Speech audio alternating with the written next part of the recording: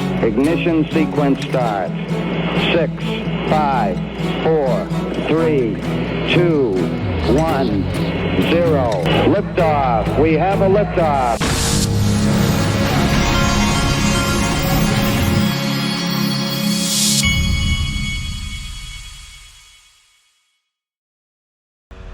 Hey everybody, this is the Digital Asset Investor, and check this out. Investment giant BlackRock created a digital asset liquidity fund with tokenization firm Securitize, which Ripple owns some of, I believe. SEC filings revealed the fund was seeded with $100 million in USDC stablecoin using the Ethereum network. Well, what's USDC stablecoin? That would be Circle. And it just so happens that Link2, who is one of my sponsors, has Circle on the platform. They have filed to go IPO this year, so go check it out. I own some Circle private equity, by the way. I want to remind everybody, XRP Las Vegas sold out last year. The ticket sales have accelerated. Last year they sold out into March and I think early April. My prediction is they sell out by March. Anybody that buys a ticket between now and the end of March will be in the drawing to have dinner with me and Brad Combs and several other people at our table. We will be buying your dinner, you and your plus one. And if you're in my group, daixrp.com, you're going to get the same thing. One person in there and their plus one will be invited to the dinner table in Las Vegas. And it won't be this, don't worry, it won't be McDonald's in Las Vegas. It's going to be a top restaurant. Don't worry. Now, this is the clip that set XRP community on fire about someone referring to XRP as a stable coin. Listen to this, just the first part. Platform/rail/asset becomes the one? I don't think there'll be only one. But it's very clear that, for me, the direction of travel, the stable coins, and I do think that using XRP and the Ripple network has very strong use cases as well. Arguably, XRP is a type of stable coin in itself as well. So the reason I'm excited. Now, this is not the first time that has been referenced. This was from back on February 14th. Sean McBride, who used to be with Ripple. Ripple has tons of capital. I'm super interested in your thought here, though. Why move away from XRP and its utility with progress being made, and many, including the World Bank, already classifying XRP as a stable coin? Thank you for all your research and insight. And then I'll remind, now this is a major flashback that a lot of you won't remember. This is when XRP was called a stable coin.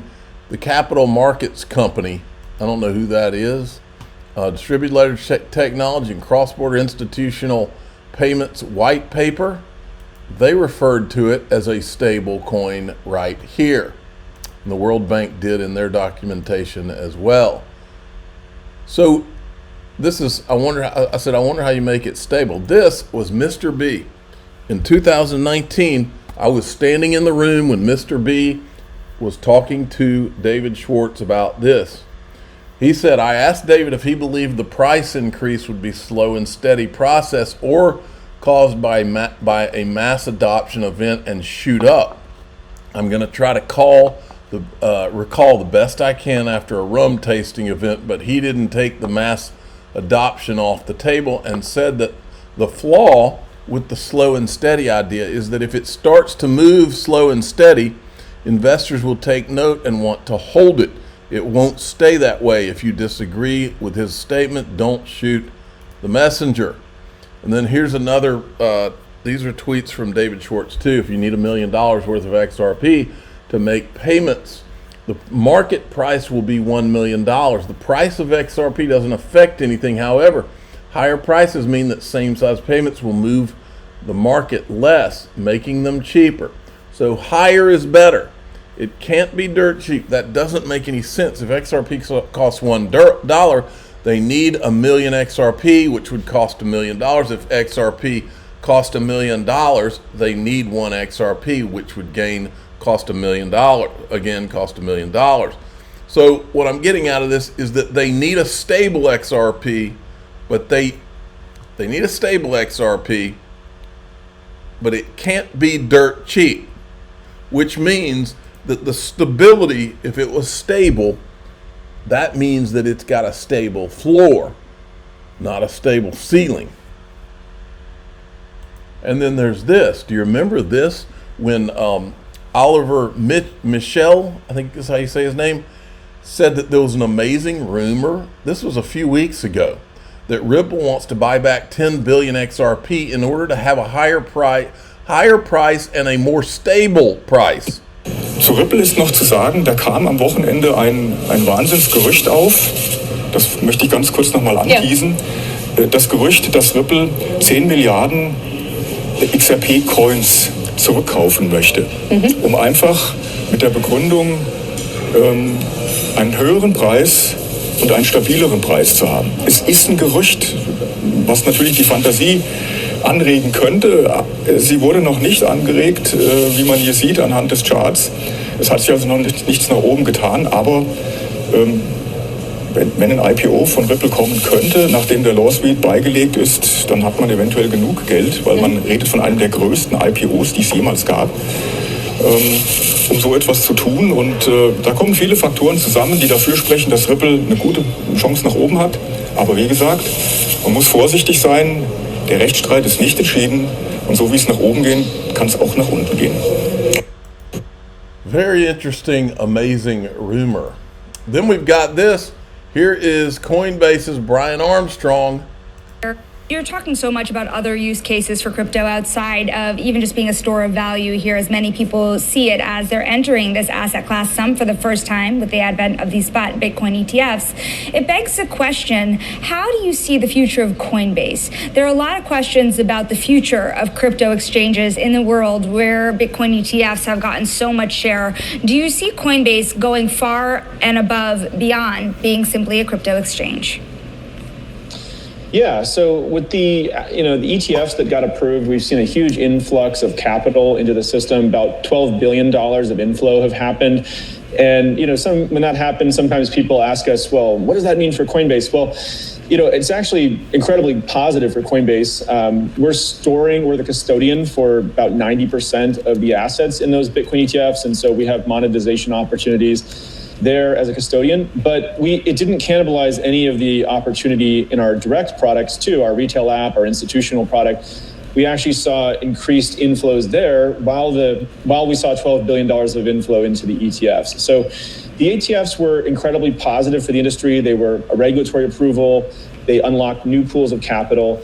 And Coinbase is going to be not just a place where you store crypto, it's a place where you can actually trade crypto. You can use it increasingly in many different applications all over the world. And it's not just Bitcoin either. We support over 100 different crypto assets. So we want Coinbase to be the most trusted. Okay, so these guys got 90% of the U.S. spot Bitcoin ETF assets to custody.